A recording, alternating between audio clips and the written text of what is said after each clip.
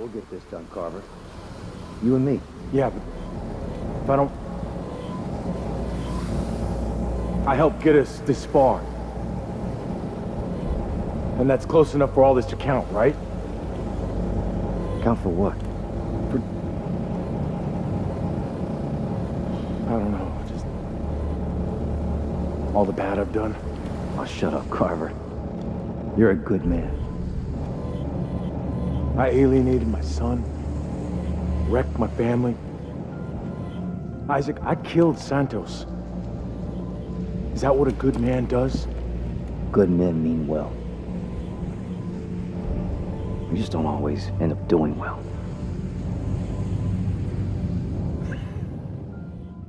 Lately, I've been feeling sort of down. I know that phrase has been repeated by enough friends and family in the last 3 years to the point of vague meaninglessness, but there's really no other way for me to describe it. It's not as life-stopping as something like clinical depression, and I haven't watched Disney's Up since like 2010, so I know I'm not stuck with a case of post-movie grief. This feels a bit deeper than that. Can it go deeper than that? I'm not sure. But this year I just expected more out of myself, you know? It feels like every year after that dreary cold of winter and the isolationism from cabin fever have passed, and we get to soak in that a new year's worth of time is about to arrive, and we can finally get things right for ourselves. And then the ice starts to thaw, and we think, this is it. This is the time I finally get to turn things around. This is the time for me, as a person, to feel complete, to accomplish something in my life. And I just haven't done that yet. We're nearly 3 months away from the next cycle of renewed purpose and promises of fulfillment, and I still haven't done anything. Waking up to the weather changing drastically from the 80 some odd degrees to the 60 somethings was a big slap in the face. I live in the northeastern United States, so when the weather changes, you really feel it. But this year it felt particularly deflating, I guess. I was forced to take a backseat to my own life, to reflect on the promises and goals I set for myself this year, only to recognize that in every aspect of the word that I've failed. That the ambition that once fueled my desire for change has been hushed to the hot embers left over from the raging fire that came before. That the identity that I had once envisioned for myself has been stripped away. I'm not even close to being the man that I once believed that I was. That facade has fallen away. I'm not the person I wanted to be. My inner hero, my mask, thrown away, and it's got me down. Anyway, Spider-Man first debuted in Amazing Fantasy issue number 15 61 years ago today, so let's talk about it. My name's Matthias, and this is Spider-Man, a hero in all of us.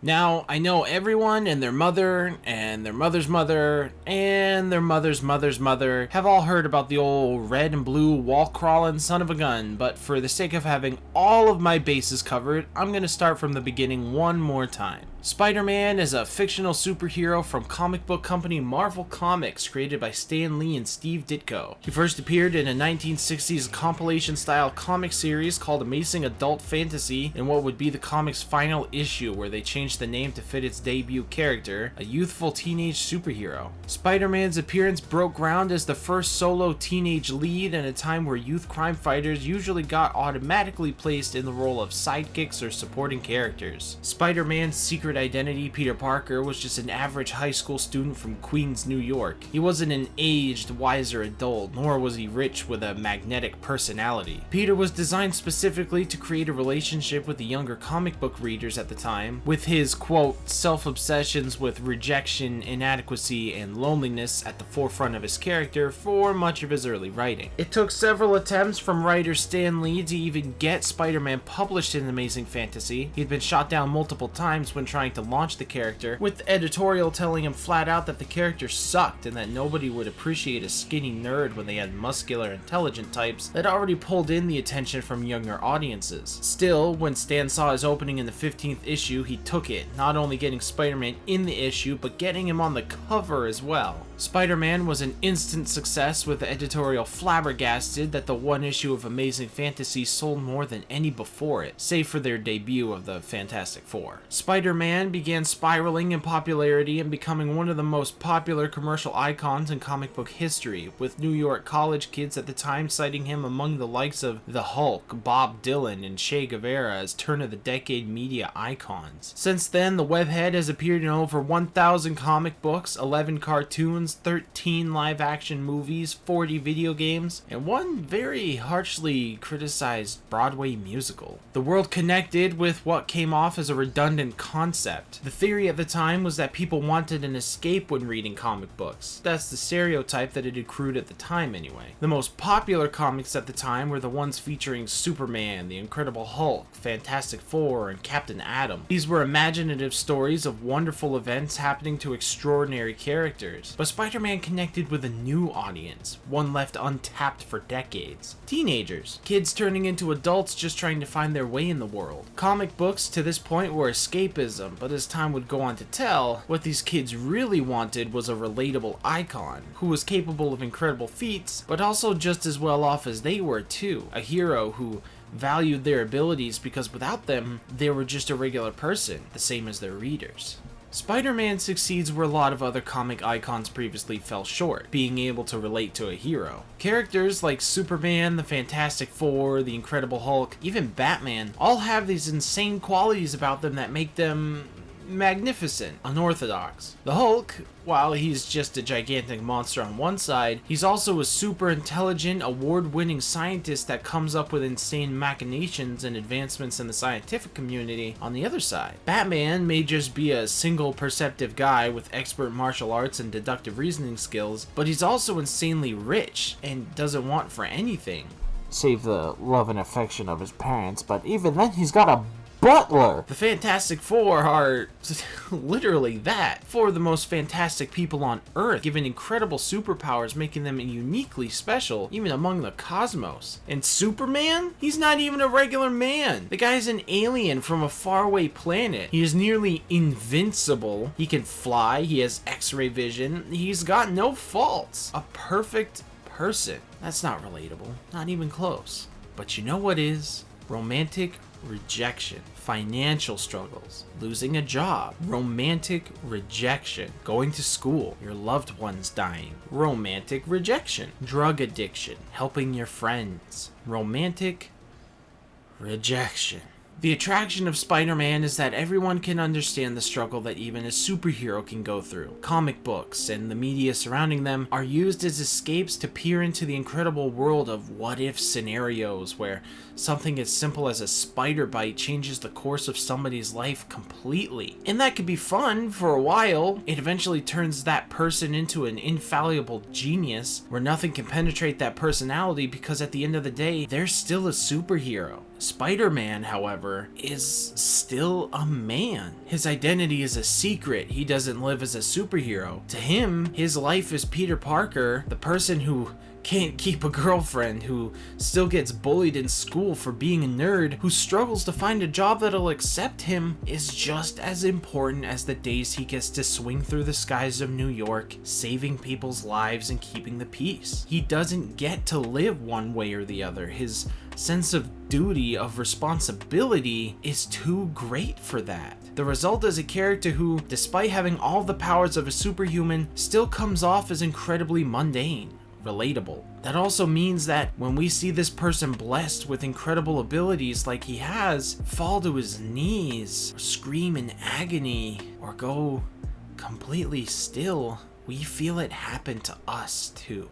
Peter Parker's life is not an overall pleasant one. He's an orphan, his parents having died in a plane crash. He was left with no siblings. He was raised by his elderly Aunt May and Uncle Ben, who saw him grow into a young man with a knack for scientific pursuits. At school, he was bullied frequently and never really got into any romantic relationships due to either fear of rejection or just going after girls who didn't even acknowledge his existence. He got his superpowers during a science expo and immediately tried to capitalize off it to help get his life out of the gutter. In his arrogance and taking the passive way out, a crime he could have stopped spirals into getting one of his paternal figures killed. He's forced to reconcile with this, and he decides to take up vigilantism in order to make up for it, and pledging forever to do the right thing no matter the personal cost to him. This personal cost would continue to be taken from him repeatedly over the course of the next 60 years, and sometimes that cost was steeper than others. To live as Spider-Man is to deal in sacrifice. Peter's constantly forced to give things up for the greater good, whatever that means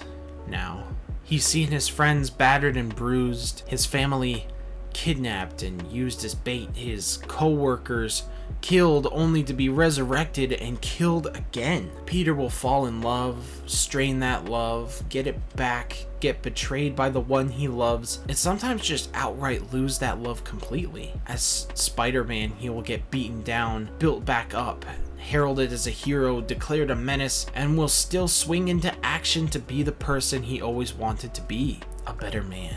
For every one thing that Peter is able to actually get right, it's always balanced by two things happening to knock him down in return. The life of Spider-Man is one of accepting that nothing will ever truly go greatly for you. It's not always fun. It's not always happy. You will get beaten, humiliated, corrupted, and destroyed over and over and over again. You will lose your way. Your light will dim. Your fire will fade.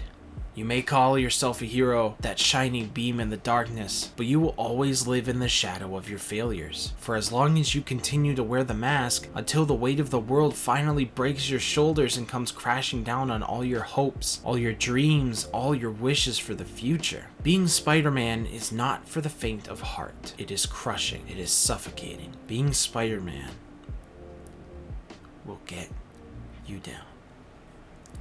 But being Spider-Man isn't supposed to only be about loss. Being Spider-Man brings happiness to the world too. Peter's roots may still be steeped in having things taken from him, but that doesn't immediately mean we're supposed to write off his identity as a character that has things taken from him exclusively. Because Spider-Man still wins, you know? He still comes out on top more times than he doesn't. I think that there's this strange disconnect about what truly defines Spider-Man's relationship with the world. Spider-Man and Peter Parker's lives shouldn't be labeled as the guy who gives things up the most. That's a ridiculous title to have and a very poor representation of this character. Spider-Man does encounter loss and sacrifice, of course, but the thing that makes him unique, that makes him special, is that he accepts that sacrifice and he's able to keep moving forward,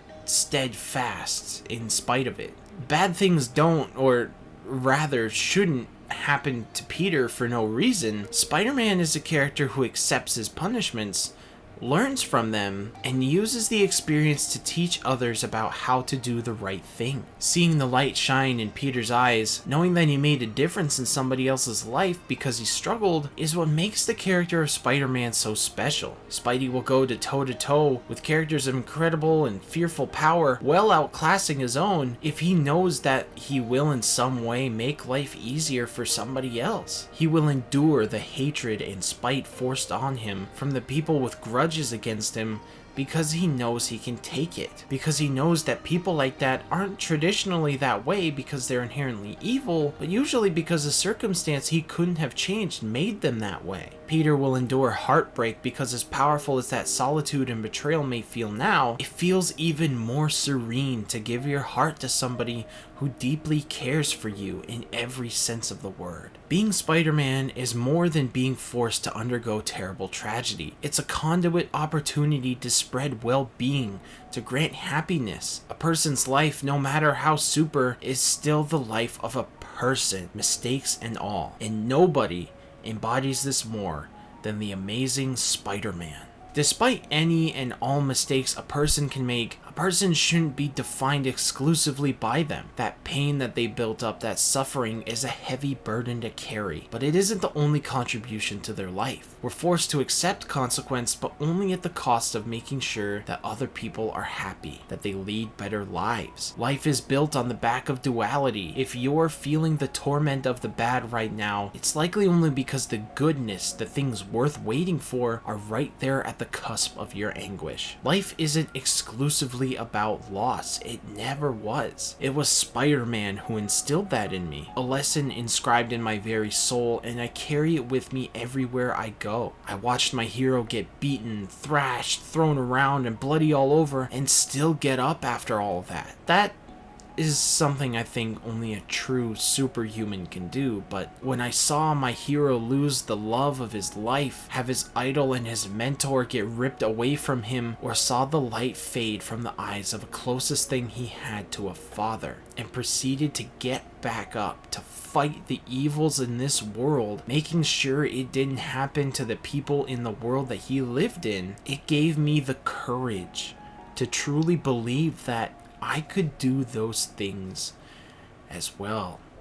When I woke up this morning and started to write this script, I made a decision. One that I'm going to do my absolute best to convey for the rest of the year. Small steps, because setting an entire life goal in a spur-of-the-moment poetry slam about superheroes seems a little off-kilter. I don't want to bathe in shadows anymore. I don't want the grips of my insecurities to have hold of me forever. And if I stay the way that I've been feeling recently, I'm almost certain that they'll control me in a way that'll lead to my downfall. Life shouldn't be all about loss. It's a balance, back and forth of the scales. You need to accept that things won't always be happy, that things won't always be good. You will see the abyss. Things that seem like they'll be covered in darkness forever, but in anticipation of the darkness, you can also look forward to when you finally get back out into the light. The bruises will fade, the scars will heal, and that pain may weigh heavy on your heart, but that also means that your heart will grow stronger after it leaves. When you're surrounded by the walls you put up to keep the darkness at bay, and you find you don't need them anymore to keep you safe, there will always be the glimmer of light piercing through the cracks. All you need to do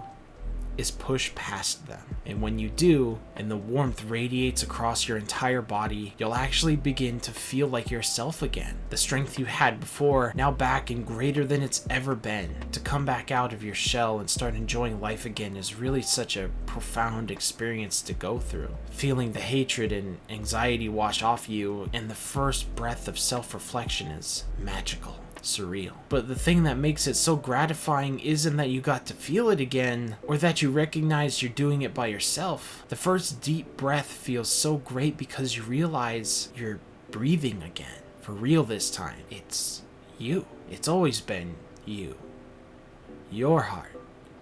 Your strength. The definition of hero in the English language means a person who is admired or idealized for courage, outstanding achievements, or noble qualities. I think that refers exclusively to the typical sense of the word when describing a person who is publicly accomplished for some asinine feat like creating world peace or solving global hunger. It makes it seem fantastical or out of reach. When I think of heroes, I feel like the word is something more intimate. What makes someone a hero isn't a cape flowing in the wind or a colorful outfit. It certainly isn't somebody walking onto a stage to accept an award or waving to a crowd of people. That's also superficial. They always look so fake to me. No.